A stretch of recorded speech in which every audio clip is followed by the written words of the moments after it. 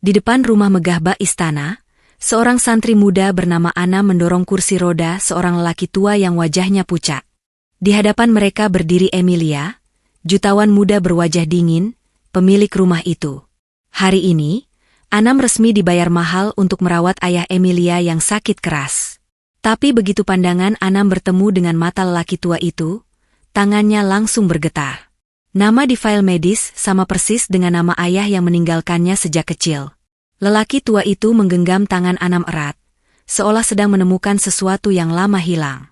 Emilia mengerutkan kening, curiga, kenapa kalian berdua seperti saling kenal? Suasana mendadak hening, hanya suara angin di halaman luas itu yang terdengar.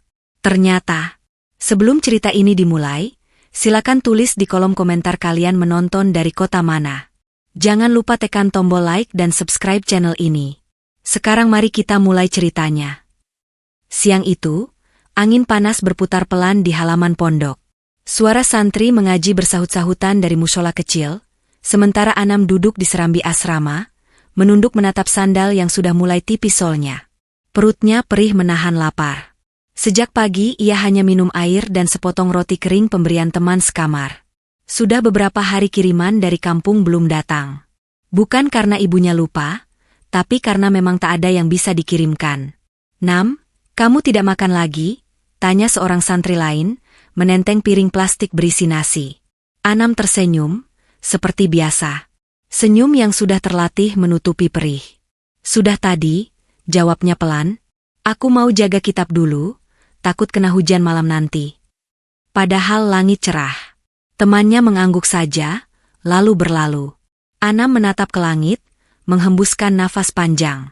Dalam hati ia berbisik, "Ya Allah, kuatkan ibu di kampung. Jangan engkau beratkan beliau, cukup aku saja yang menahan lapar." Setiap malam, sebelum tidur, Anam selalu membayangkan wajah ibunya. Perempuan yang keriputnya datang terlalu cepat karena menanggung beban sendirian. Sejak suaminya pergi tanpa kabar, hidup mereka berubah. Rumah kayu makin rapuh. Sawah satu-satunya terjual untuk biaya berobat, lalu mereka terlunta hingga akhirnya Anam dikirim ke pondok oleh seorang dermawan desa. Sejak kecil Anam tidak pernah benar-benar mengenal ayah. Hanya ada bayangan samar seorang lelaki yang pergi setelah pertengkaran panjang. Nama itu selalu disebut ibunya hanya di dalam doa. Di depan Anam, ia jarang sekali menyebut. Seakan setiap hurufnya adalah luka yang masih basah. Siang itu, ketika Anam sedang merapikan kitab, seorang santri kecil berlari-lari menghampiri. "Mas Anam, Ustadz manggil di kantor," serunya terengah-engah. Anam mengerutkan kening. Jarang sekali ia dipanggil ke kantor. Biasanya hanya santri yang bermasalah atau santri yang diberi amanah besar. Dengan langkah canggung, ia menuju ruang kecil di samping mushola. Di sana, Ustadz yang mengasuh pondok sedang duduk di balik meja sederhana, ditemani seorang lelaki berjas rapi. Di atas meja ada map coklat dan secangkir teh yang masih mengepul. "Assalamualaikum, Ustadz," sapa Anam, menunduk sopan. "Waalaikumsalam, Anam." "Duduk dulu," jawab Ustadz, tersenyum lembut. Anam duduk di kursi plastik yang sedikit goyah. Lelaki berjas itu menatapnya dari ujung kepala sampai kaki, seakan sedang menilai barang dagangan. "Ini Anam, santri yang kau maksud?" tanya lelaki itu pada Ustadz. "Iya, insya Allah dia amanah," jawab Ustadz yakin. "Al-Quran hafalannya bagus, akhlaknya juga baik." Pipi Anam memanas mendengar pujian itu. Ia menunduk makin dalam. Lelaki berjas itu menarik nafas. "Begini, saya utusan dari Ibu Emilia. Beliau sedang mencari seseorang yang bisa merawat ayahnya di rumah. Ayahnya sakit, perlu dijaga. Dia ingin pendamping yang bisa membimbing sholat dan sabar menghadapi sifat orang tua." Anam mengerjap. Nama itu asing, tetapi terdengar berat. "Emilia ini orang berada," lanjut lelaki itu. "Rumahnya di kota. Upah untuk perawat cukup besar. Tapi syaratnya, harus tinggal di sana. Tidak bisa bolak-balik pondok." Hati Anam berdegup lebih cepat. Tinggal di rumah orang kaya? Jauh dari pondok? Ia menatap sekilas ke arah Ustadz, mencari isyarat. Ustadz menatapnya lembut. "Anam, aku sudah mempertimbangkan. Kau butuh penghasilan untuk membantu ibumu, bukan? Anam menggigit bibirnya. Tenggorokannya mendadak kering. Iya, Ustadz. Tapi, saya takut tidak mampu meninggalkan pondok. Saya baru saja mulai menghafal juz baru. Ustadz tersenyum. Menghafal bisa dilakukan di mana saja.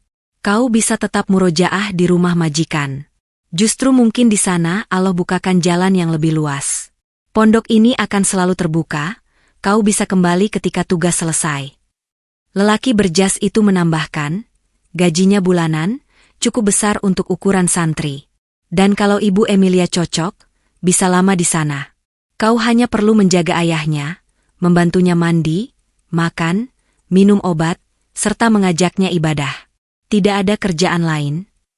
Di kepala Anam, wajah ibunya terbayang lagi. Bayangan rumah yang atapnya bocor, obat yang sering terlambat dibeli, dan isi laci yang semakin kosong. Semua menekan dadanya. Bolehkah saya sholat istiharah dulu, Ustadz? Tanya Anam lirih. Tentu, jawab Ustadz. 3 hari. Setelah itu beri keputusan. Malamnya, selepas Isya, Anam duduk lama di mushola. Lampu kuning redup memantulkan bayangannya di lantai yang dingin. Ia mengangkat tangan, air mata jatuh sebelum doa mengalir sempurna. Ya Allah, Engkau tahu keadaan kami. Kalau pekerjaan ini baik untuk imanku, untuk ibuku, untuk dunia dan akhiratku, mudahkanlah. Kalau ini akan menjauhkan aku dari MU, jauhkanlah. Usai sholat, ia duduk memeluk lutut. Hatinya genting antara takut dan berharap. Dalam kantongnya, dompet tipis berisi selembar foto lama ia genggam erat. Foto itu sudah mulai pudar. Di situ ada ibunya yang masih muda, menggendong Anam kecil yang tertawa. Di belakang mereka, ada sedikit bayangan lelaki yang berdiri agak jauh. Wajahnya sengaja ia tekuk, bagian atas foto pernah ia lipat hingga terbelah. Ia tidak pernah berani meluruskan lipatan itu. Kalau aku pergi, aku mungkin akan makin jauh dari semua jawaban, batinnya. Tapi kalau aku tetap di sini, ibuku akan terus kesulitan. 3 malam berturut-turut ia sholat istiharah. Tidak ada mimpi yang istimewa, tapi setiap bangun, ada perasaan yang semakin menguat. Gambar rumah ibunya selalu datang lebih dahulu, lalu suara Ustadz yang berkata, Allah bukakan jalan lewat orang. Pagi hari ketiga, selepas subuh, Anam menemui Ustadz di Serambi. Ustadz, saya siap berangkat kalau Ustadz izinkan, ucapnya dengan suara yang berusaha tegar. Ustadz menatapnya lama, seolah sedang memastikan sesuatu di dalam mata Anam. Keputusan yang berat ya, Nak? Tanya Ustadz pelan. Anam mengangguk.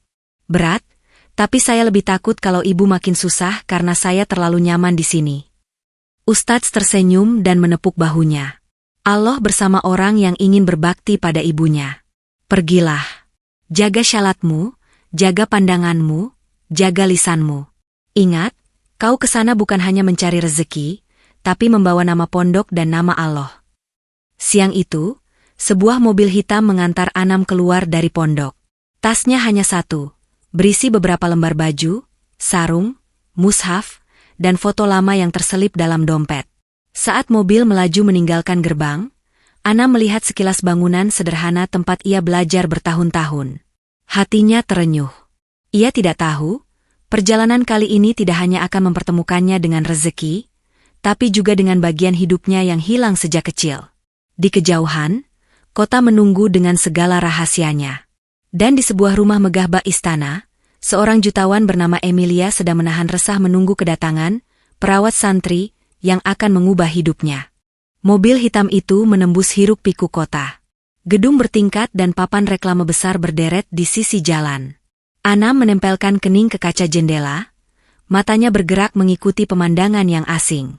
Di kampungnya, jalan masih tanah bercampur batu, sederhananya jauh dari ini. Pertama kali ke kota besar, tanya sopir yang sedari tadi diam. Iya, Pak, jawab Anam singkat. Jangan kaget nanti lihat rumah Ibu Emilia, sambung sopir itu.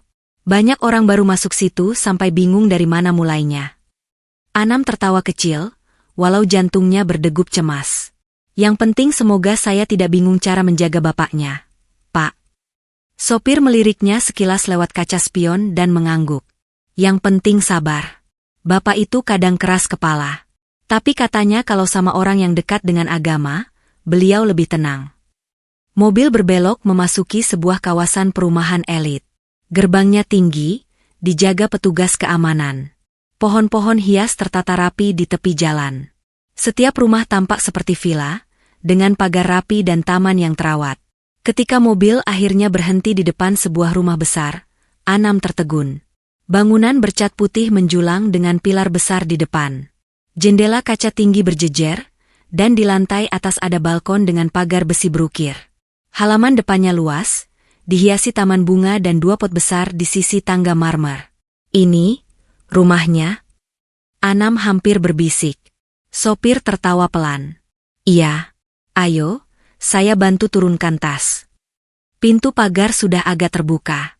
Seorang perempuan berusia sekitar 40-an muncul, mungkin asisten rumah. Wajahnya ramah, mengenakan kerudung sederhana. Ini pasti Anam ya?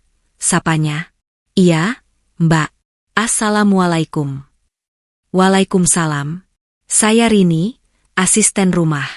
Ayo, masuk dulu. Ibu lagi di dalam.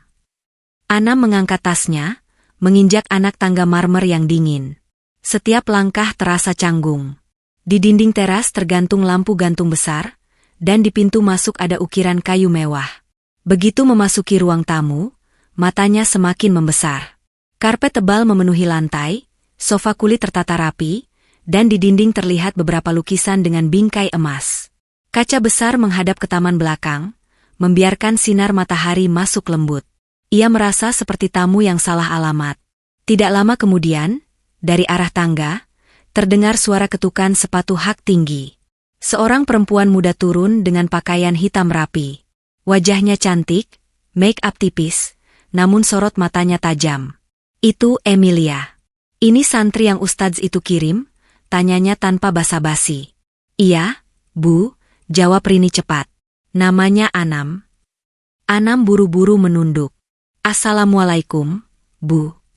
Waalaikumsalam, balas Emilia singkat.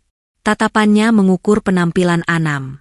Baju koko putih yang mulai kusam, celana kain yang sedikit kepanjangan, dan sandal yang sudah melebar. Kamu terbiasa merawat orang sakit. Anam menelan ludah. Pernah bantu merawat tetangga di kampung dan beberapa teman di pondok yang sakit, Bu. Saya juga sering diminta nemenin bapak-bapak tua sholat di masjid. Emilia menyilangkan tangan di dada. Ayah saya tidak mudah diatur. Banyak perawat yang menyerah. Saya butuh orang yang sabar, bukan hanya pintar mengaji. Insiden kecil menyentak hati Anam. Kata-kata itu seperti ujian pertama yang datang sebelum ia sempat menghela nafas. Saya akan berusaha, Bu, jawab Anam lembut. Yang penting saya diizinkan tetap sholat dan menghafal, insya Allah saya akan jaga amanah ini. Emilia terdiam sejenak, seolah menimbang kata, insya Allah, yang baru saja ia dengar. Kau akan tetap dapat waktu ibadah, katanya kemudian. Saya bayar kamu bukan untuk meninggalkan Allah. Tapi jangan jadikan alasan kalau tugasmu terbengkalai. Anam mengangguk kuat. Iya, Bu. Emilia memberi isyarat pada Rini. Tunjukkan kamarnya, lalu kenalkan pada ayah. Saya ada rapat daring sebentar lagi. Rini mengajak Anam menyusuri lorong. Dinding dipenuhi foto-foto Emilia bersama tokoh terkenal, di acara penghargaan, dan di depan gedung perusahaannya. Di setiap foto, Emilia tampak percaya diri, seolah dunia ada dalam genggamannya. Bu Emilia itu orangnya baik, Mas, bisik Rini pelan, seolah takut didengar tembok. Cuma, capek hidup sendiri, mungkin itu yang bikin beliau suka bicara agak tajam. Anam tersenyum tipis. Kalau hati capek, lidah suka ikut lelah. Ya, Mbak. Mereka berhenti di depan sebuah pintu lebar di ujung lorong. Rini mengetuk pelan.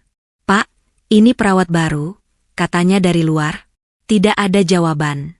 Rini membuka pintu perlahan, mengisyaratkan Anam untuk masuk.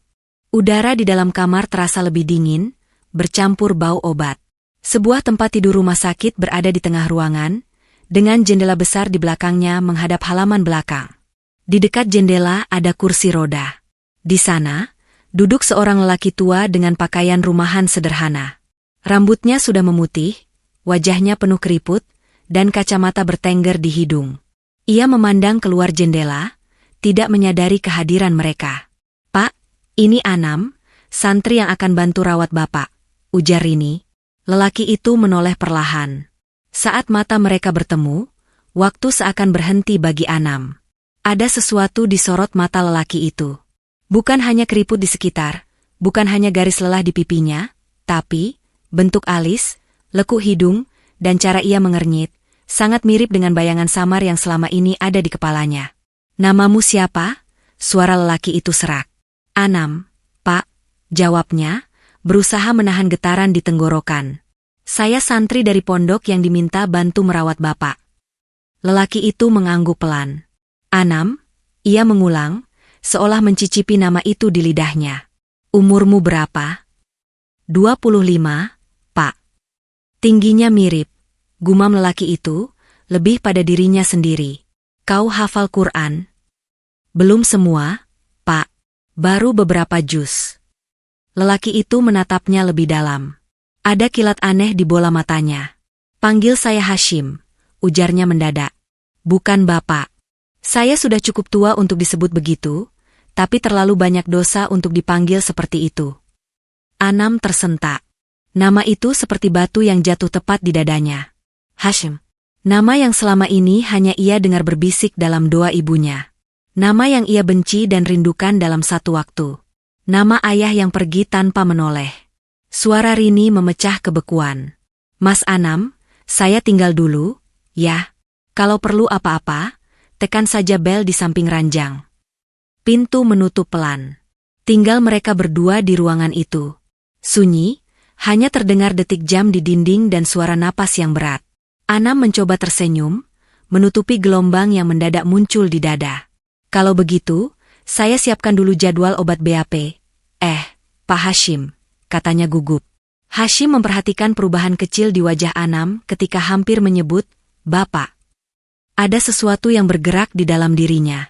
Kenangan lama yang ia paksa tenggelam selama puluhan tahun. "Anam," panggil Hashim pelan. "Iya, Pak." "Pernah merasa ditinggalkan seseorang yang seharusnya menjaga?" tanyanya tiba-tiba. Pertanyaan itu menembus jantung Anam tanpa peringatan. Ia menunduk, menghela napas dalam-dalam, lalu menjawab lirih. "Pernah, Pak, tapi saya diajarkan untuk tetap mendoakan orang itu." Hashim menutup mata sejenak. Ada kilau air yang hampir jatuh di sudut matanya, cepat ia seka dengan punggung tangan. "Kalau begitu, mungkin kau lebih kuat dari saya," ucapnya getir.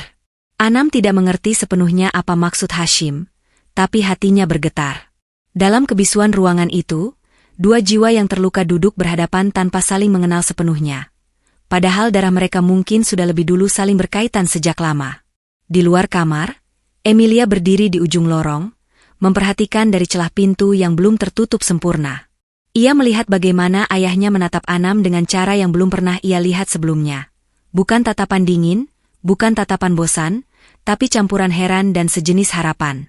Emilia menghela napas pendek. Santri miskin macam apa yang bisa membuat ayah setenang itu? Batinnya, masih dengan hati yang penuh curiga.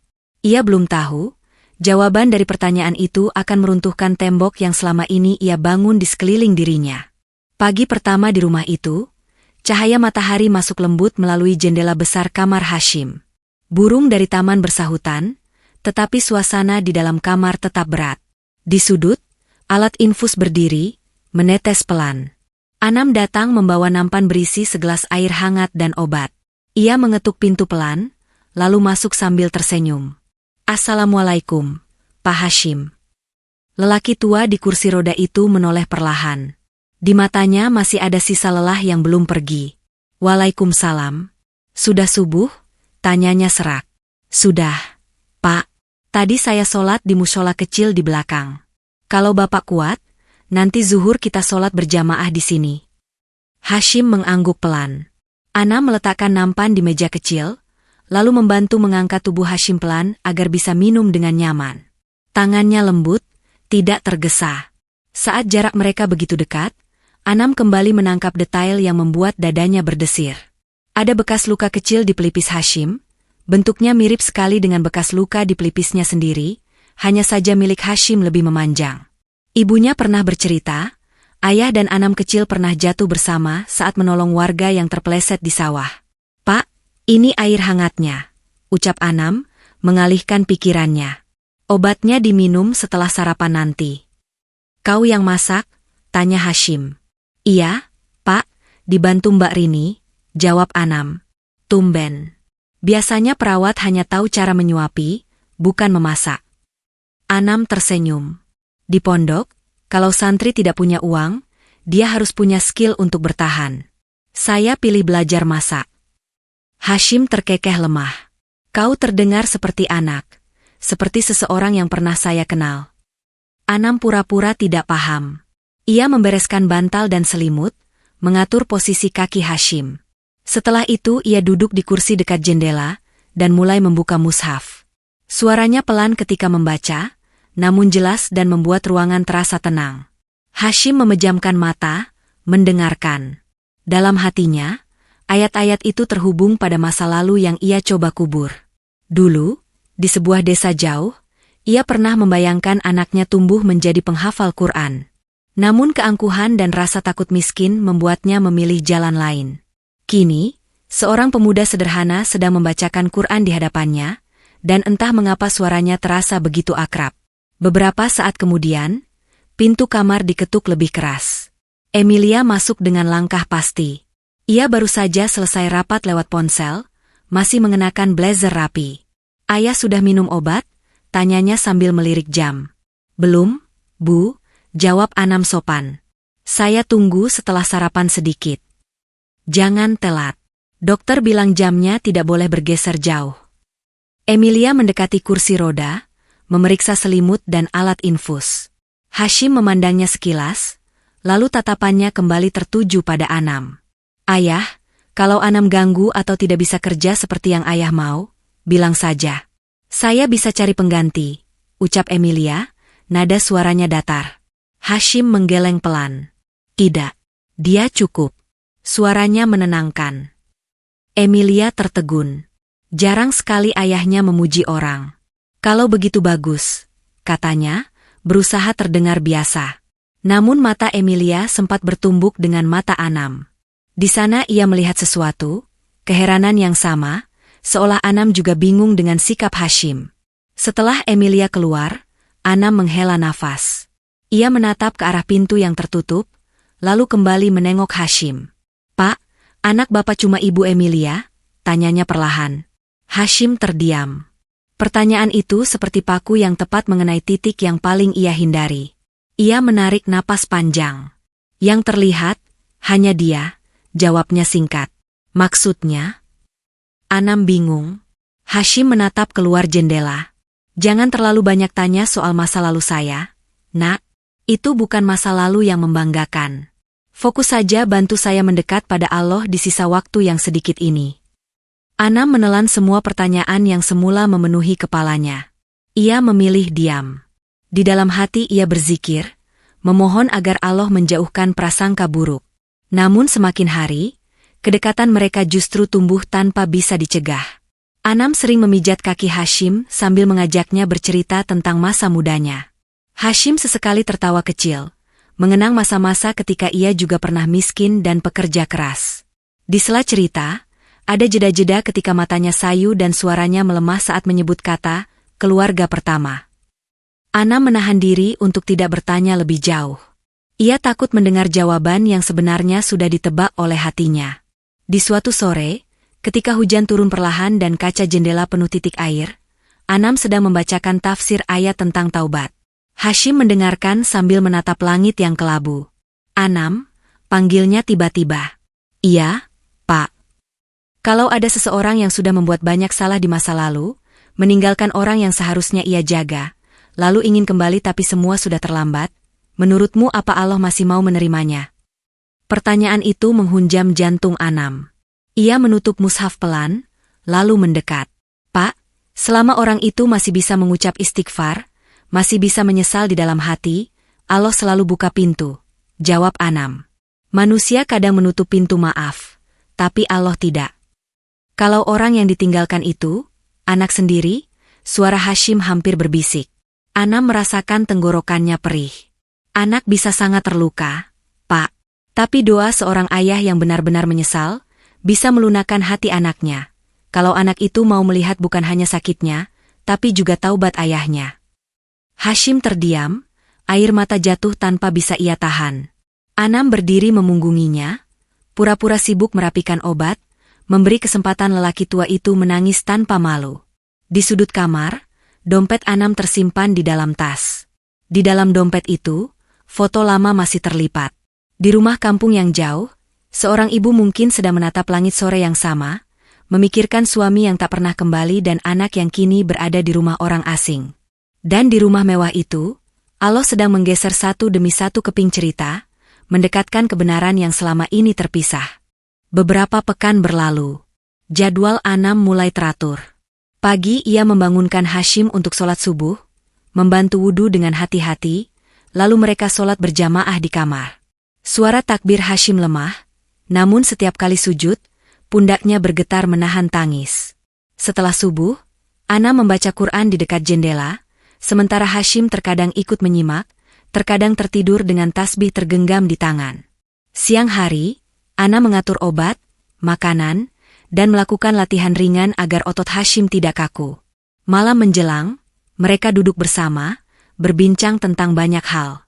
Awalnya, Emilia jarang sekali masuk. Ia lebih sering sibuk di ruang kerja atau pergi bertemu klien.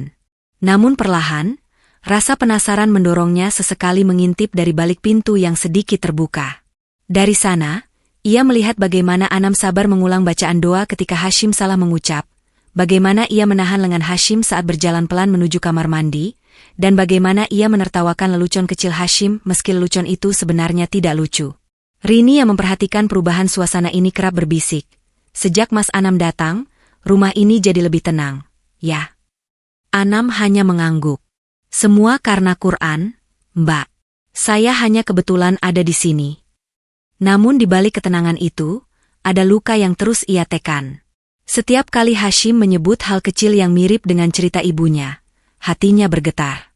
Seperti ketika Hashim berkata bahwa ia dulu pernah punya cita-cita mengajak anaknya naik bus ke kota untuk membeli baju lebaran, tapi cita-cita itu tak pernah terwujud karena kesalahan yang ia buat. Anam menarik napas panjang mendengar itu. Ibunya pernah bercerita hal serupa, tentang janji lebaran yang batal tanpa penjelasan. Suatu malam, selepas Isya, Hashim meminta Anam duduk dekat. Kau hafal doa untuk orang tua? Tanyanya.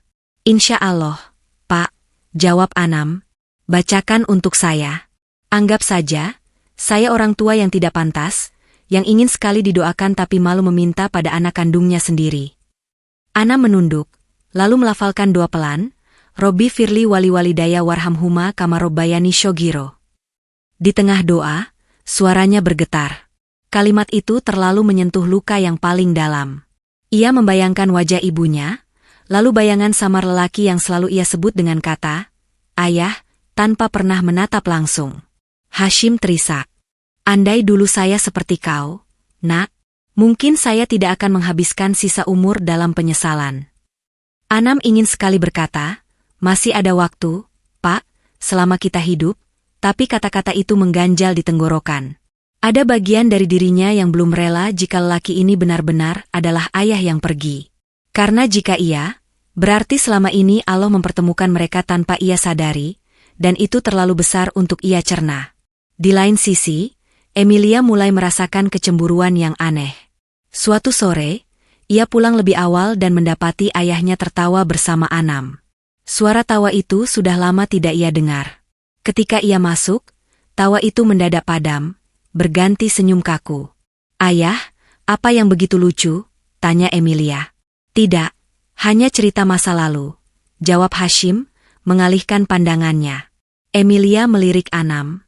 Kamu bikin ayah tertawa? Bagus. Tapi jangan lupa tugas utamamu merawat, bukan menghibur. Anam menunduk. Iya, Bu. Setelah ia keluar, Hashim memandang pintu yang tertutup lagi. Dia anak yang kuat, tapi hatinya lelah. Gumamnya. Ibu Emilia, Tanya Anam. Iya. Dulu saya terlalu banyak menuntut darinya. Ketika bisnis jatuh dan saya pergi, dia yang membangun semua ini dari nol bersama ibunya. Sekarang dia lebih besar dari saya dalam banyak hal, tapi saya tahu di dalam dirinya ada ruang kosong yang tidak pernah terisi. Anam terdiam, memikirkan betapa berbeda cara Allah menguji dua anak dari dua dunia yang sama sekali tidak mirip. Emilia tumbuh dalam kemarahan dan tekad, Anam tumbuh dalam kekurangan dan doa. Namun keduanya sama-sama memikul sepotong luka yang sumbernya bisa jadi satu orang. Malam itu, ketika Anam hendak tidur di kamar kecil yang disediakan di dekat dapur, ia membuka dompetnya. Foto lama itu kembali ia tatap. Kali ini, ia tidak hanya melihat ibunya dan dirinya. Ia melihat kemungkinan lain yang selama ini ia hindari. Tangannya pelan-pelan mencoba meluruskan lipatan di bagian foto yang menutupi wajah lelaki di belakang. Namun sebelum lipatan itu benar-benar rata, ia berhenti. Jantungnya berdebar kencang.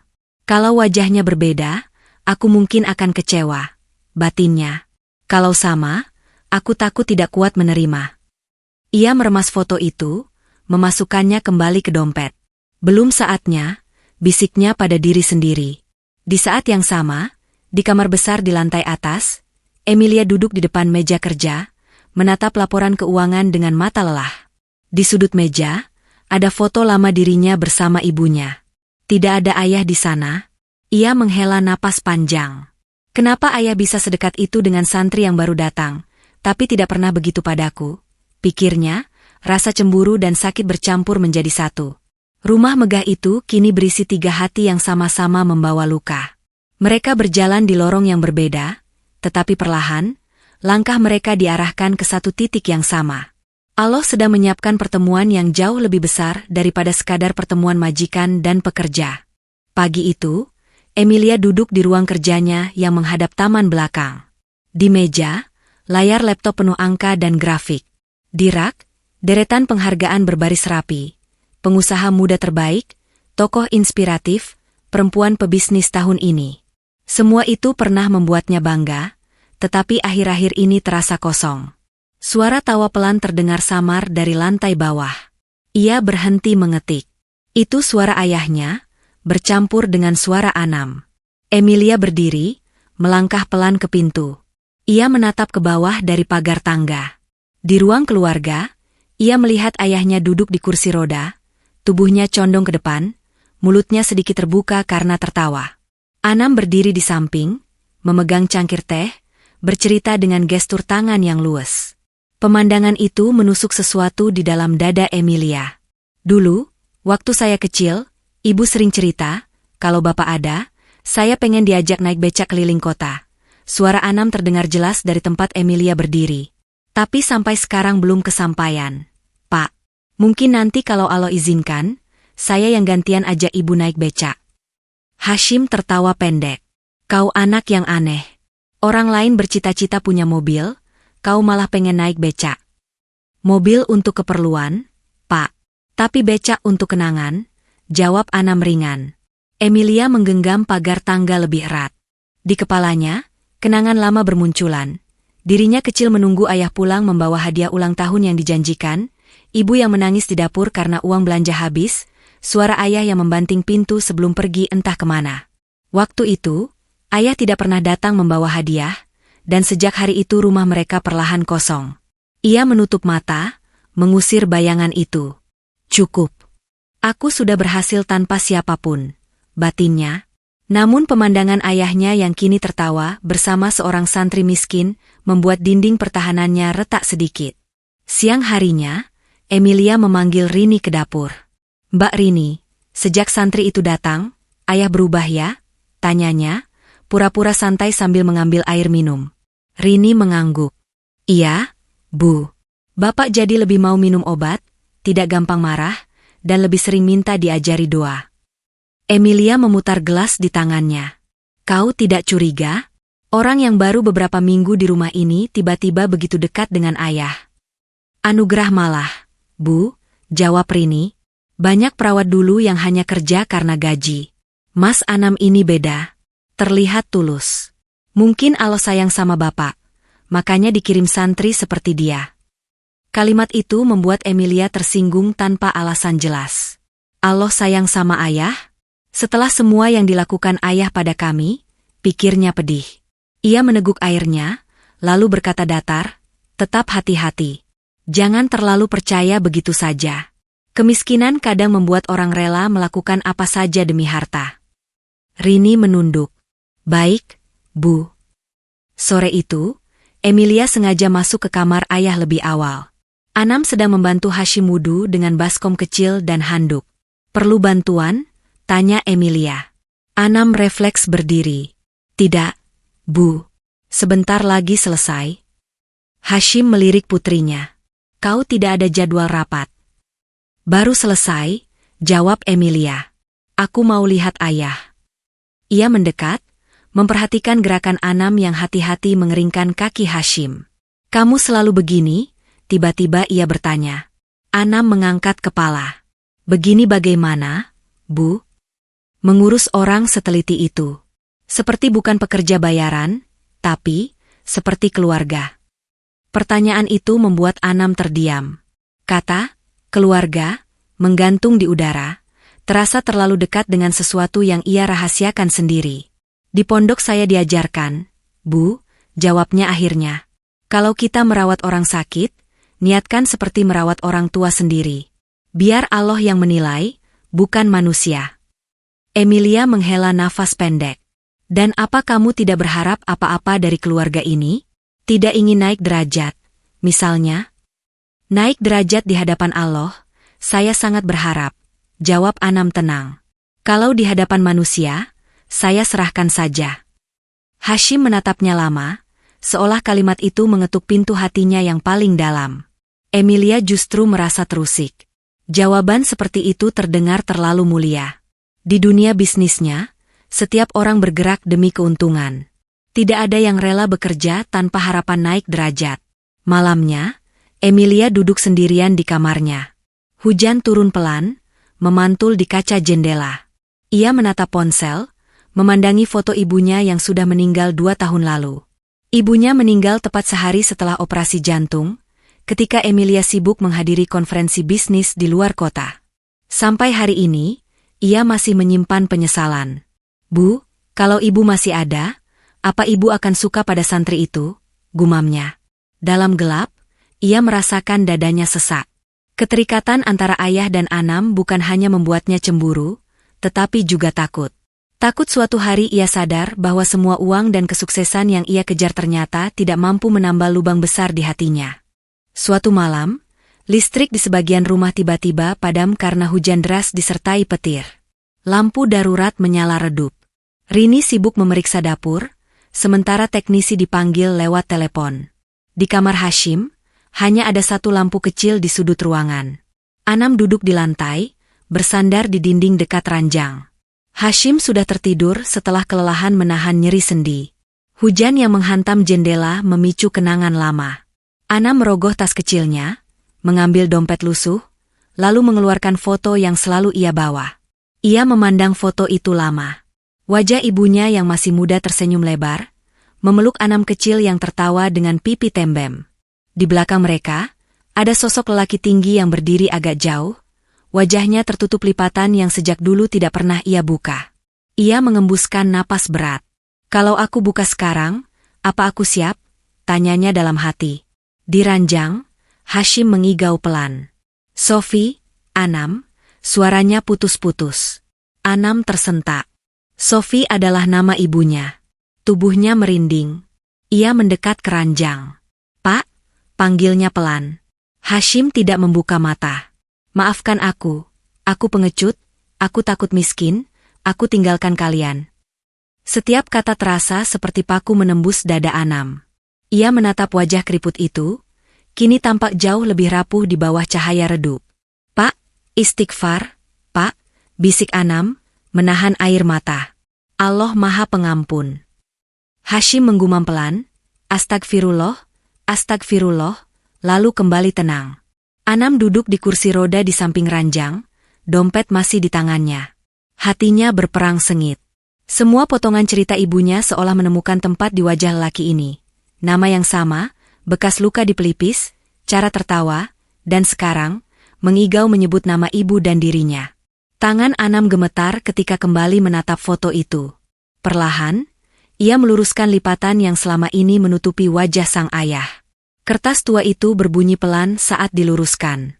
Dan di sana, di samping gambar ibu dan dirinya, muncul wajah seorang lelaki yang lebih muda, tanpa keriput, tetapi dengan garis wajah yang sangat mirip Hashim.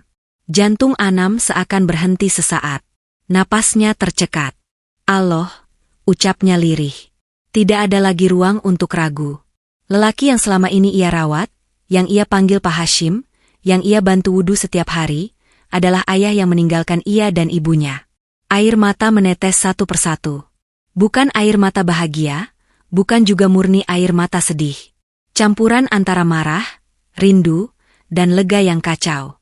Ia menutup mulutnya dengan tangan, menahan isak agar tidak membangunkan Hashim.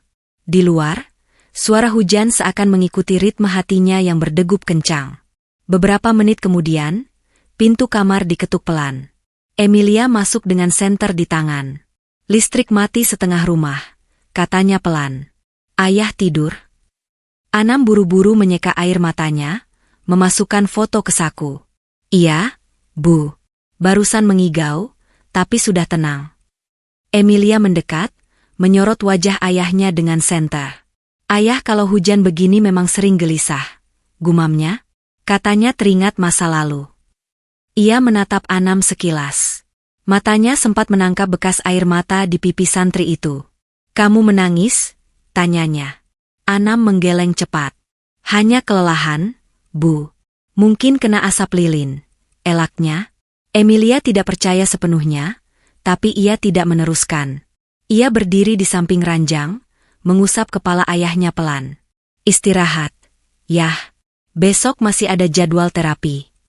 Anam memperhatikan lembutnya gerakan tangan Emilia. Dalam hati, ia bergumam, inilah kakak yang selama ini tidak aku kenal. Malam itu, setelah Emilia pergi, Anam duduk lagi di kursi kecil. Kini ia tahu kebenaran yang selama ini ia cari. Namun pertanyaan baru bermunculan. Apakah ia harus mengungkapkannya pada Hashim dan Emilia? Atau cukup memendamnya? Menjadikan semua ini kesempatan untuk berbakti tanpa dikenal? Hujan terus turun, seakan enggan berhenti. Di dalam kamar, seorang anak yang baru menemukan ayahnya bergulat dengan pilihan paling berat dalam hidupnya. Menuntut jawaban, atau memilih memaafkan tanpa syarat. Sejak malam penemuan foto itu, sikap Anam berubah tanpa ia sadari. Ia menjadi lebih diam, lebih hati-hati. Setiap kali menatap Hashim, ada perasaan aneh yang membuatnya ingin menunduk.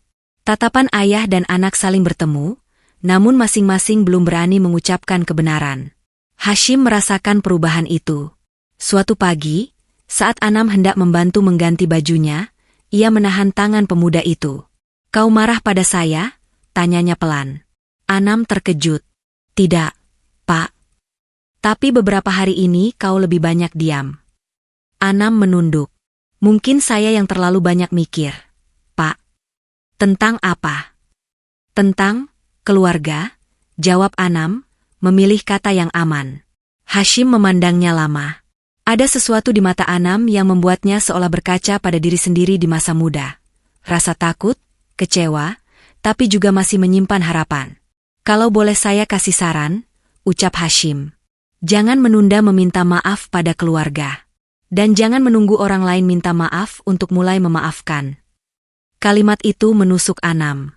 Ia hanya mengangguk pelan. Siang harinya, ketika Hashim tidur, Anam duduk di samping ranjang sambil memegang foto yang kini sudah tidak lagi terlipat. Air matanya jatuh tanpa ia tahan.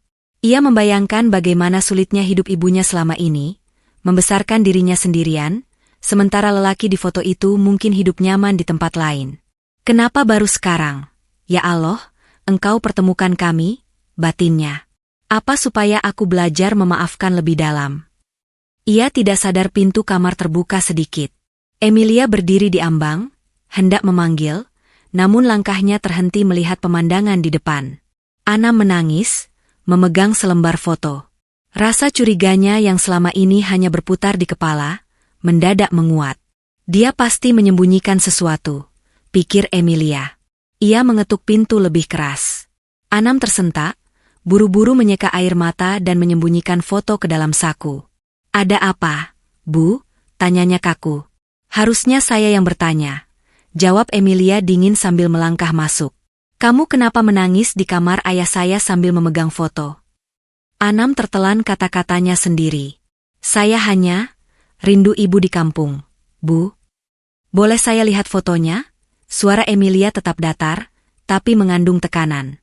Anam refleks memegang saku lebih erat. Gerakan kecil itu tidak luput dari mata Emilia.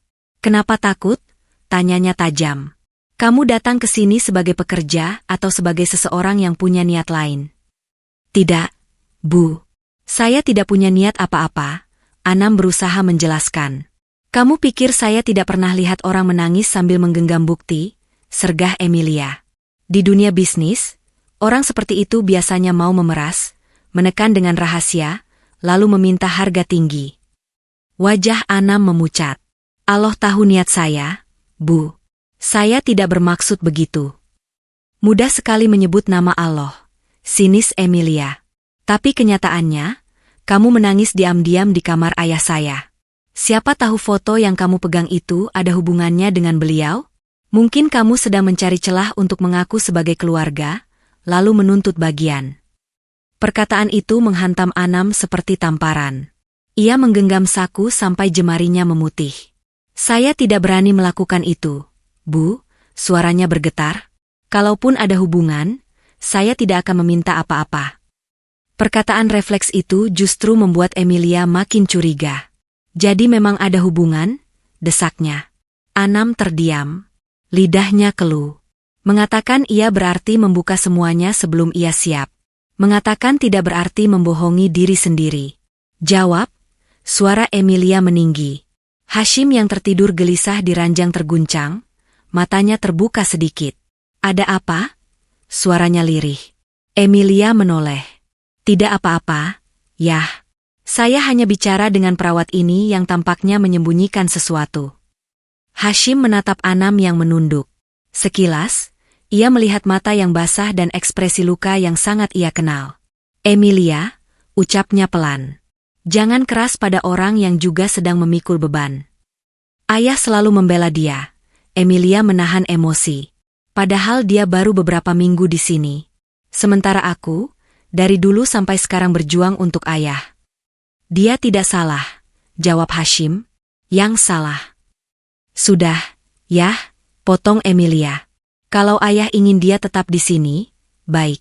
Tapi saya tidak suka ada rahasia di rumah ini. Lebih baik ayah pilih, kejujuran, atau orang asing yang ayah bela mati-matian. Anam merasakan dadanya sesak. Ia melangkah mundur. Bu, kalau keberadaan saya hanya bikin ibu dan bapak tidak tenang, saya siap mundur, katanya lirih. Saya bisa kembali ke pondok. Allah yang akan jaga bapak. Hashim terperanjat. Jangan, kau jangan pergi. Emilia memandang mereka bergantian. Lihat, ayah lebih takut kehilanganmu daripada kehilangan kepercayaanku. Kalimat itu keluar begitu saja, membawa semua kepahitan bertahun-tahun. Matanya berkaca-kaca, namun ia cepat-cepat membalikan badan dan berjalan ke pintu. Aku akan cari perawat lain, katanya sebelum keluar. Setelah itu, kamu boleh pergi, Anam. Dan kalau kau berniat memainkan peran korban untuk mendapatkan sesuatu dari keluarga ini, aku tidak akan diam. Pintu tertutup keras. Kamar kembali sunyi, menyisakan dua laki-laki dengan hati yang sama-sama tercabik.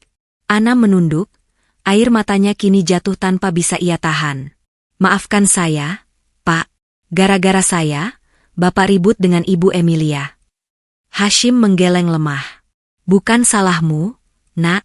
Ini semua dosa masa lalu saya yang sedang datang menagih. Ia berusaha menggerakkan tangan, meraih lengan Anam. Jangan pergi dulu, katanya dengan napas terengah. Saya belum sempat minta maaf pada siapapun. Anam memandangnya, dan untuk pertama kalinya, ia melihat bukan hanya seorang pasien. Ia melihat seorang ayah yang tenggelam di lautan penyesalan yang ia buat sendiri. Namun sebelum ada kata lain yang terucap, dada Hashim tiba-tiba naik turun lebih cepat.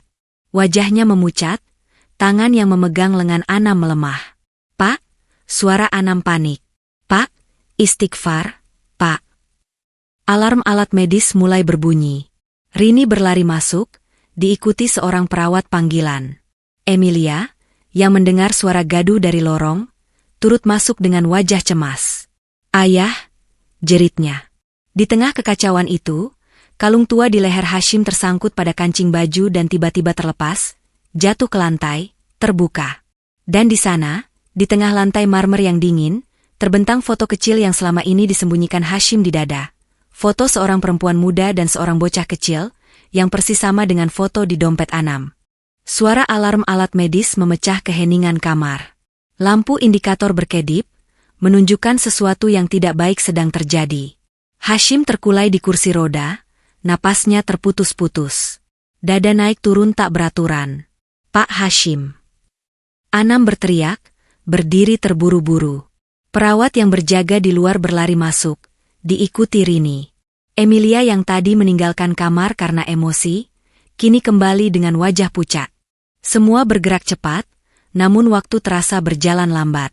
Saat perawat berusaha memindahkan Hashim dari kursi roda ke ranjang, tangan mereka menyentuh kalung tua yang selama ini menggantung di lehernya.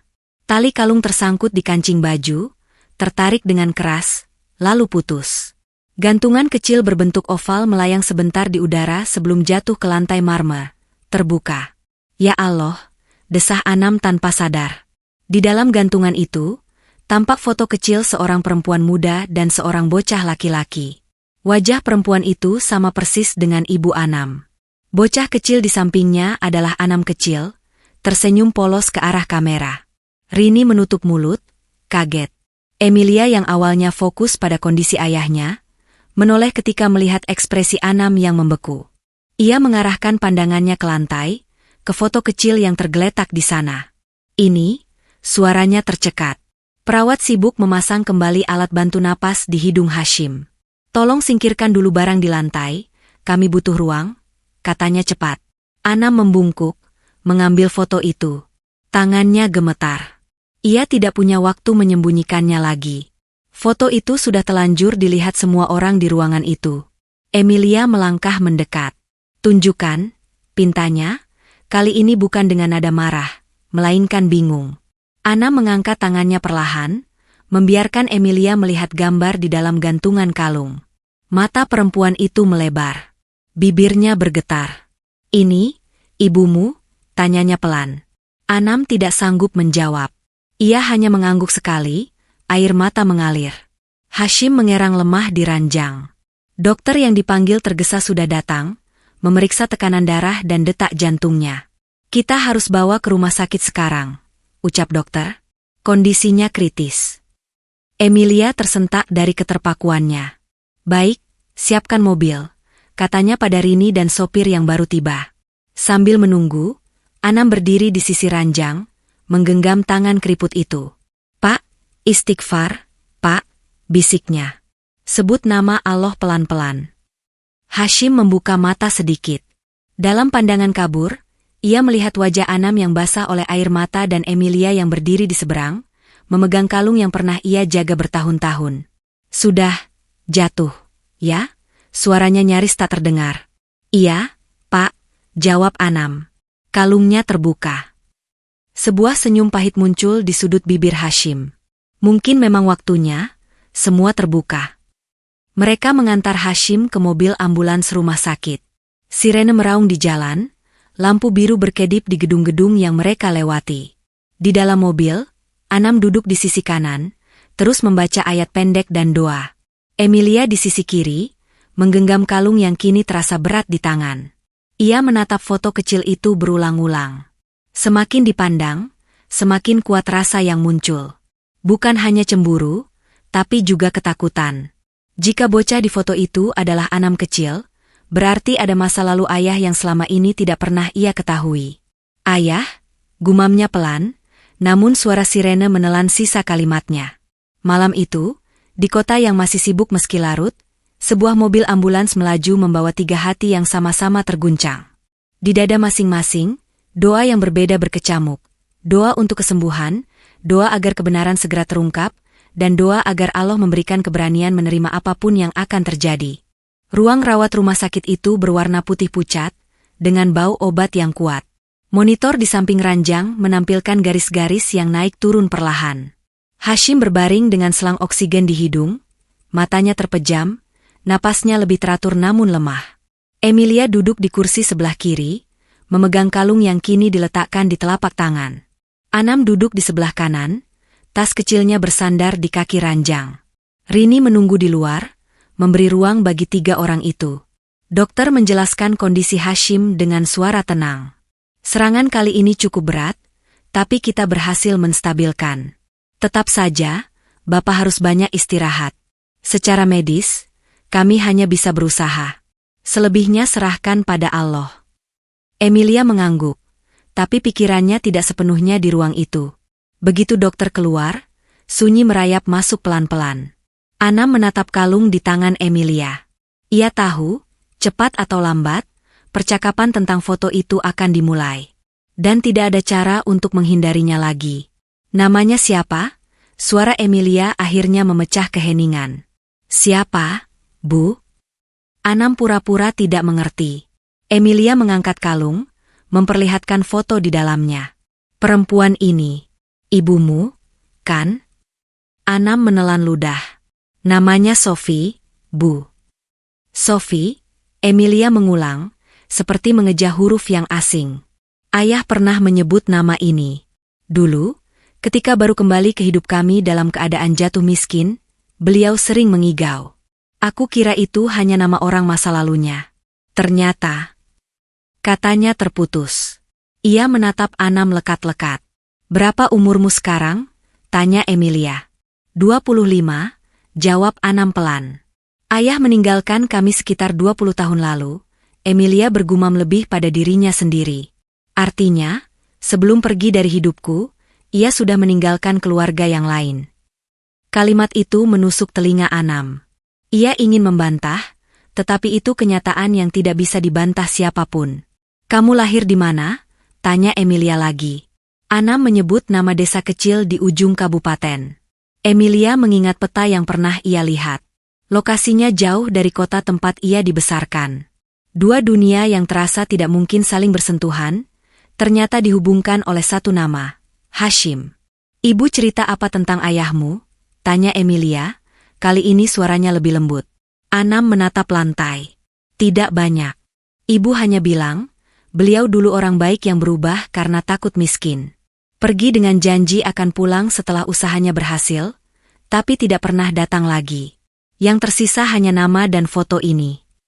Ia menunjuk gambar kecil di kalung. Ibumu tidak pernah menikah lagi? Emilia penasaran. Tidak, jawab Anam. Ibu bilang, cukup pernah sakit sekali. Tidak perlu mengulang. Emilia terdiam lama. Hatinya panas dingin. Ia teringat wajah ibunya sendiri yang dulu juga menolak membuka hati setelah ditinggal. Perempuan itu bekerja siang malam demi ia, tetapi tidak pernah mengeluh. Hanya sesekali Emilia menangkap ibunya menatap kosong ke jendela, sambil menggenggam cincin kawin tua. Jadi, selama ini, ayah menyimpan foto kalian di dekat dadanya, ucap Emilia lirih. Sementara aku tidak punya satupun foto lengkap keluarga. Anam mengangkat kepala, menatap Emilia. Di mata perempuan itu, ia tidak lagi melihat hanya kekerasan dan dingin. Ada luka yang muncul ke permukaan. Bu, Anam mencoba bicara hati-hati. Apapun masa lalu Bapak, Allah mungkin mempertemukan kita sekarang untuk suatu alasan. Bukan hanya untuk membuka aib, tapi supaya ada yang diperbaiki. Emilia tersenyum getir. Mudah sekali kau bicara begitu. Mungkin karena yang paling terluka bukan kamu. Saya juga terluka, Bu, potong Anam pelan. Tapi saya lebih takut kalau saya menyimpan benci sampai meninggal. Ibu saya mengajari, kalau kita memaafkan, bukan berarti kita membenarkan kesalahan orang. Kita hanya memilih berhenti menyiksa diri. Kata-kata itu menggantung. Emilia memejamkan mata, menahan air yang sudah menggenang di sudutnya. Kalau begitu, siapa kamu sebenarnya? Ia berbisik. Anam menarik napas panjang. Dadanya naik turun, seolah sedang bersiap melompat dari tebing yang tinggi. Saya sendiri belum berani mengaku apa-apa, Bu, ucapnya. Tapi kalau melihat semua tanda, mungkin saya adalah bagian dari masa lalu Bapak yang selama ini Ibu tidak tahu. Emilia ingin marah, tetapi yang keluar justru tawa kecil yang getir. Bagian dari masa lalu, ulangnya. Kata yang halus untuk menyebut anak yang ditinggalkan. Anam menunduk. Ia tidak bisa menyangkal. Malam menjelang. Lampu di koridor rumah sakit temaram. Rini membawa 2 gelas kopi hangat untuk mereka. Hashim masih tertidur, sesekali tubuhnya bergerak kecil, seolah sedang bermimpi. Di sisi ranjangnya, 2 manusia muda itu duduk dalam kebingungan yang sama. Di luar, kota terus hidup dengan hiruk-pikuknya. Tapi di dalam ruangan itu, waktu seperti mengerut, memaksa mereka berhadapan dengan masa lalu yang tidak bisa lagi disembunyikan. Menjelang tengah malam, Hashim mulai gelisah. Napasnya memburu, alisnya berkerut, tangan kurusnya bergerak mencari sesuatu. Anam yang sedang membaca tasbih di kursi langsung berdiri mendekat. Pak, pelan-pelan, Pak, bisiknya.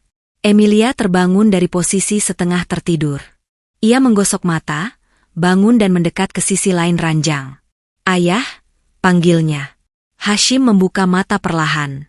Pandangannya kabur, tapi cukup untuk mengenali 2 wajah di sisinya. Wajah pemuda yang selama ini menemaninya sholat, dan wajah putri yang dulu pernah ia tinggalkan. Ini, di mana? Suaranya serak. Di rumah sakit, Yah, jawab Emilia. Ayah sempat sesak napas. Dokter bilang ayah harus banyak istirahat. Hashim menarik napas panjang, lalu menghembuskannya pelan. Matanya bergerak ke Anam. Kau, masih di sini, nak? Tanyanya. Iya, Pak, jawab Anam, suaranya bergetar. Saya di sini. Sekilas, Hashim menatap kalung yang kini tergantung di tangan Emilia. Kalung saya, sudah terbuka, ya? Emilia menatap kalung itu, lalu kembali menatap ayahnya. Ayah menyimpan ini berapa lama? Tanyanya tanpa basa-basi. Hashim terdiam lama.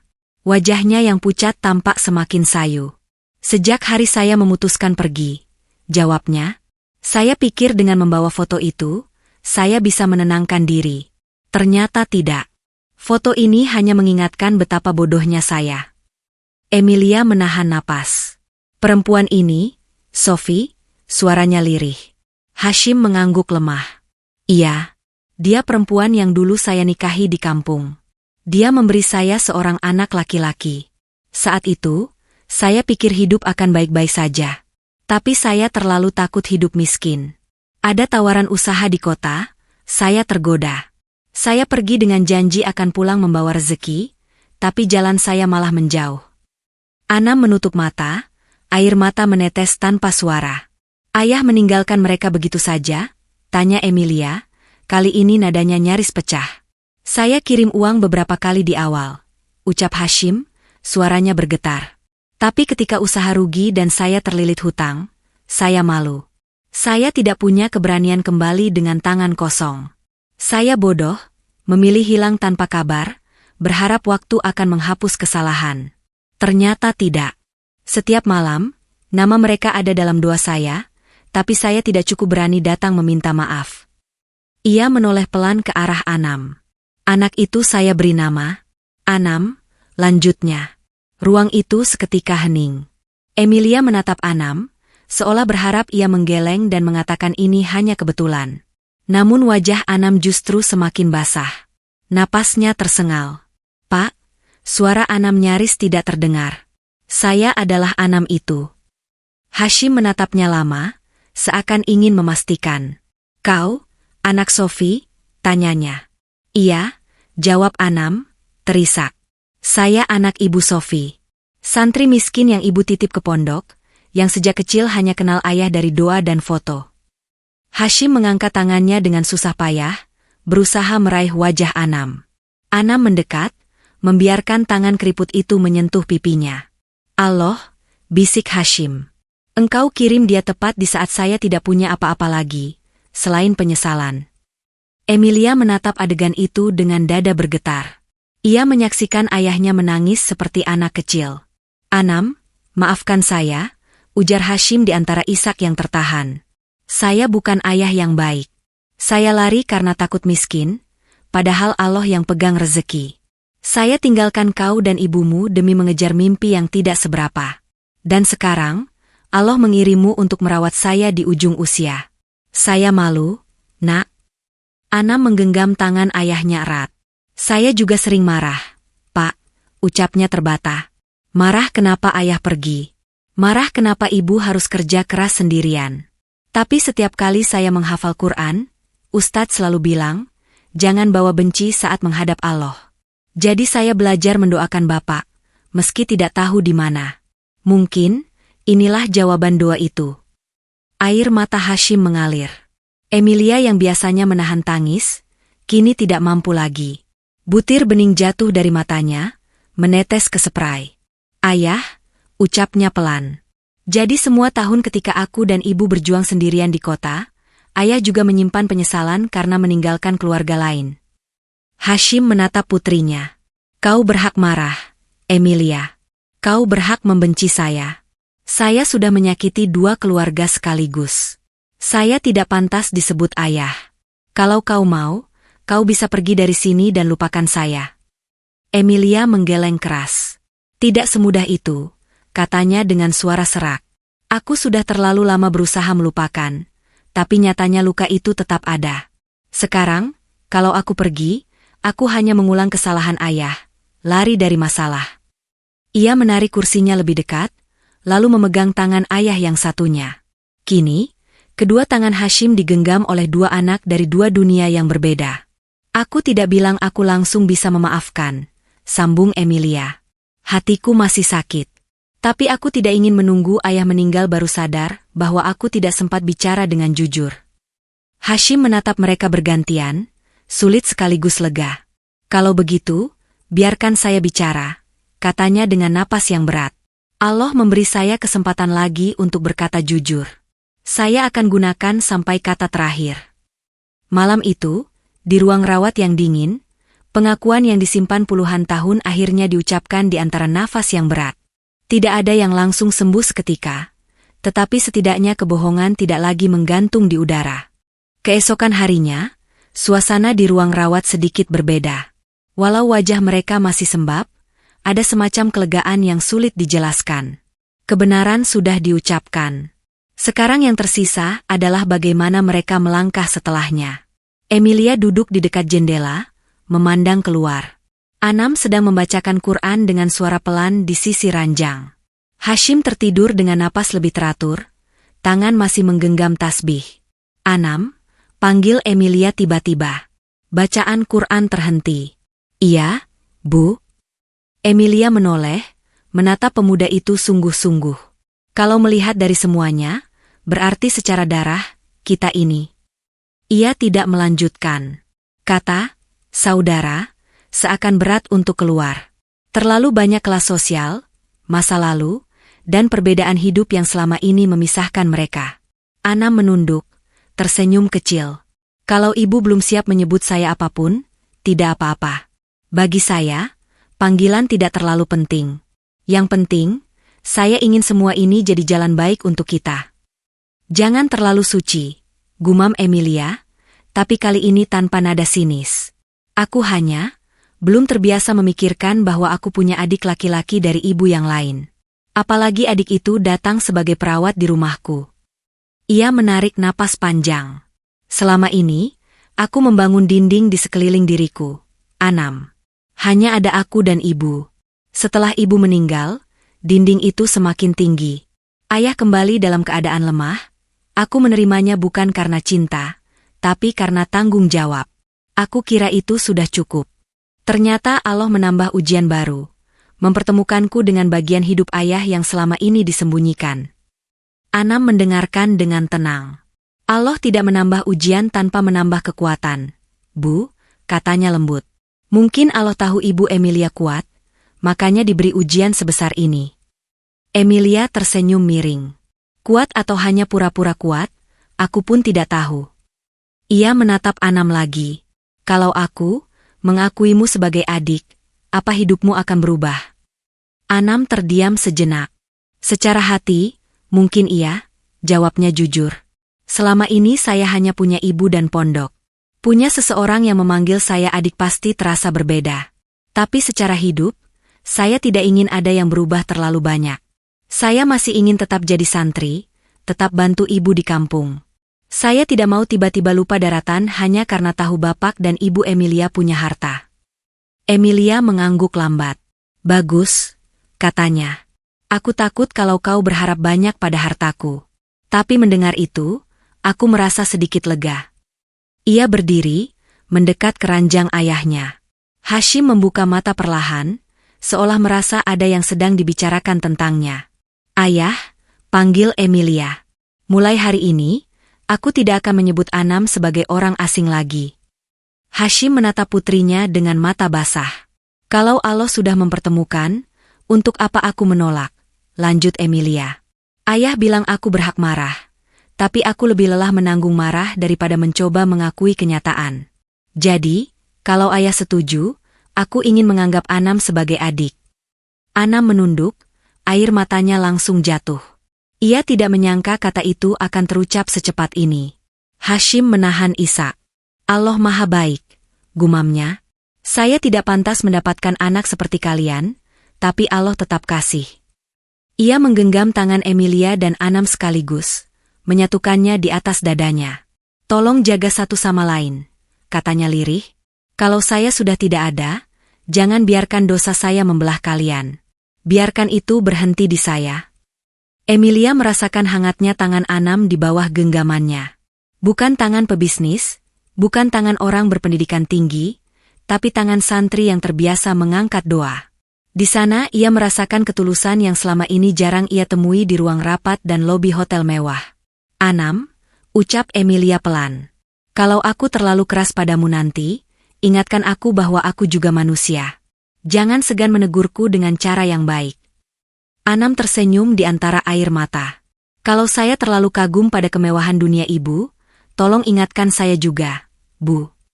Hashim tertawa kecil. Kalian ini, seperti pagi dan malam, katanya.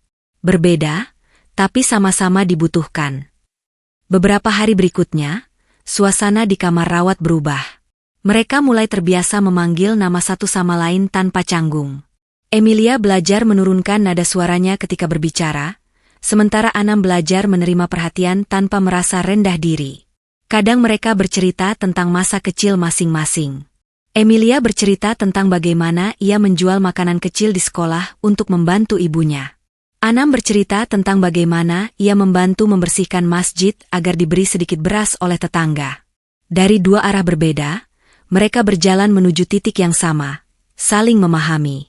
Tidak semua luka tertutup, tetapi setidaknya mereka tidak lagi berdiri saling membelakangi. Suatu pagi yang cerah, langit tampak lebih bersih dari biasanya. Burung-burung melintas di jendela rumah sakit, seolah ikut mengantar sesuatu yang penting. Di ruang rawat, Hashim tampak lebih tenang. Wajahnya tidak lagi sesakit beberapa hari lalu. Dokter mengatakan, kondisi Bapak stabil, tapi tubuhnya sudah sangat lemah. Ini lebih banyak soal waktu. Kalimat itu terngiang di telinga Anam dan Emilia. Hari itu, mereka berdua memutuskan tidak kemana-mana. Emilia membatalkan semua jadwal rapat dan pertemuan. Anam meminta izin Ustadz untuk tinggal lebih lama di rumah sakit. Rini membawa makanan dari rumah, lalu memilih menunggu di luar. Di dekat ranjang, Anam duduk dengan mushaf terbuka. Ia membacakan surat Yasin dengan suara lembut, setiap ayat meluncur penuh harap. Emilia duduk di sisi lain, jemarinya menggenggam tasbih yang dulu milik ibunya. Hashim mendengarkan dengan mata terpejam. Sesekali, bibirnya ikut bergerak mengucap istighfar. Setelah bacaan selesai, Ana menutup mushaf dan meletakkannya di meja kecil. Ia mendekat, berbisik di telinga ayahnya.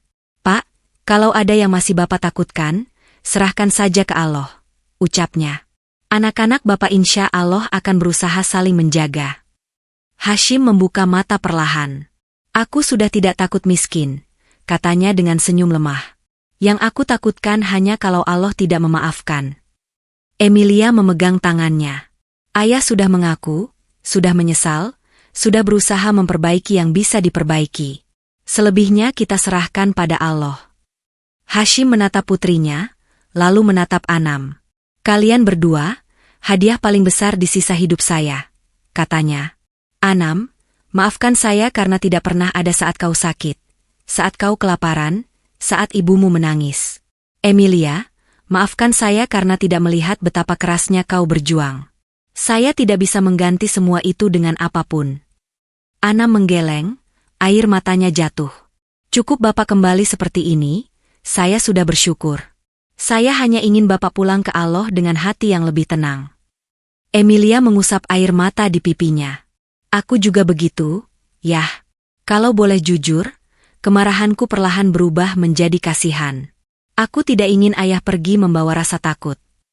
Hashim tersenyum kecil.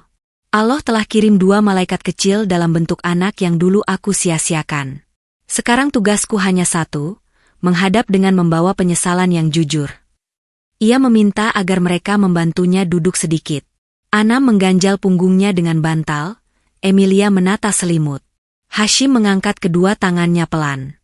Temani saya baca syahadat, nak, katanya pada Anam. Anam menahan tangis, lalu membimbing. Hashim mengulang dengan suara lirih namun jelas. Setelah itu, ia beristighfar berkali-kali, menyebut nama Allah dengan bibir bergetar. Beberapa saat kemudian, nafasnya semakin pelan. Jemarinya yang menggenggam tangan Emilia dan Anam melemah. Di ujung, bibirnya masih sempat berbisik, terima kasih, sudah mau datang, pulang. Lalu garis di monitor melandai, bergerak lebih lambat, hingga akhirnya lurus. Ruangan hening. Tidak ada yang berteriak. Hanya air mata yang jatuh, satu persatu. Emilia menunduk mencium kening ayahnya. Selamat jalan, Yah, ucapnya pelan. Semoga Allah memaafkan. Anam memeluk tubuh ayahnya sebentar, menahan isak di dada. Terima kasih sudah sempat bertemu, bisiknya. Pemakaman dilakukan secara sederhana. Emilia memilih memakamkan ayahnya di dekat rumah lama mereka, bukan di pemakaman elit. Ia ingin ayahnya dekat dengan masjid kecil tempat dulu ia dan ibunya sering sholat. Anam berdiri di samping liang lahat, membantu menurunkan jenazah. Tangannya yang dulu sering mendorong kursi roda, kini meletakkan tubuh ayahnya di rumah terakhir di dunia. Usai pemakaman, orang-orang perlahan bubar. Tinggal Emilia, Anam, dan Rini berdiri di depan nisan baru yang masih basah tanahnya. Setelah ini, apa rencanamu, Anam? Tanya Emilia pelan. Anam menatap nisan sejenak. Saya ingin pulang ke kampung, Bu. Saya harus cerita semuanya ke ibu. Setelah itu, saya ingin kembali ke pondok. Masih banyak ayat yang belum saya jaga. Emilia mengangguk. Kalau begitu, izinkan aku ikut ke kampung suatu hari nanti. Aku ingin bertemu Ibu Sofi. Ingin minta maaf atas semua yang ayah lakukan. Anam tersenyum, menghapus sisa air mata. Insya Allah, ibu pasti senang. Selama ini beliau hanya mengenal Ibu Emilia dari cerita samar. Beberapa bulan berlalu. Rumah megah yang dulu terasa dingin berubah pelan-pelan. Emilia membuka satu ruangan khusus sebagai musola keluarga. Di sana, foto ibunya, foto Hashim, dan foto desa tempat Anam berasal dipasang berdampingan. Setiap pekan, ia mengundang anak-anak yatim mengaji dan makan bersama. Anam sesekali datang dari pondok, mengisi kajian singkat, lalu menginap semalam. Hubungan mereka tidak selalu mulus. Kadang berbeda pendapat, kadang saling diam karena lelah. Tapi ada satu hal yang tidak berubah. Mereka sepakat untuk tidak mengulang kesalahan Hashim yang lari dari masalah. Di kampung, Ibu Sofi akhirnya bertemu Emilia. Pertemuan itu penuh air mata, tapi juga pelukan. 2 perempuan yang pernah disakiti lelaki yang sama memilih saling mendoakan. Dari sana, keluarga kecil yang terlambat dipertemukan mulai tumbuh. Santri miskin itu kini tidak lagi berjalan sendirian. Ia punya ibu di kampung, saudara di kota, dan ayah yang telah pergi dengan penyesalan yang ia titipkan pada 2 anak-anaknya. Setiap kali Anam mengangkat tangan seusai sholat, ia selalu mengirimkan bacaan Al-Fatihah untuk Hashim. Di antara gema doa dan ayat yang ia jaga, Anam merasakan sesuatu yang dulu tidak ia miliki, rasa pulang. Bukan hanya pulang ke rumah kayu di kampung, bukan hanya pulang ke pondok yang sederhana, tetapi pulang ke hati yang tidak lagi penuh tanya. Allah mempertemukan mereka bukan untuk membalas masa lalu dengan dendam, tetapi untuk menanamkan pulang di tempat yang paling dalam. Di titik itu, kemiskinan, kemewahan, dan jarak tak lagi menjadi batas. Yang tersisa hanyalah 3 nama yang kini terhubung oleh doa. Dan di rumah megah yang dulu terasa seperti istana kosong, suara Quran kini mengalun hampir setiap malam, seakan mengingatkan bahwa setiap cerita, sekelam apapun, selalu punya jalan untuk kembali pada Allah yang Maha Menerima pulang.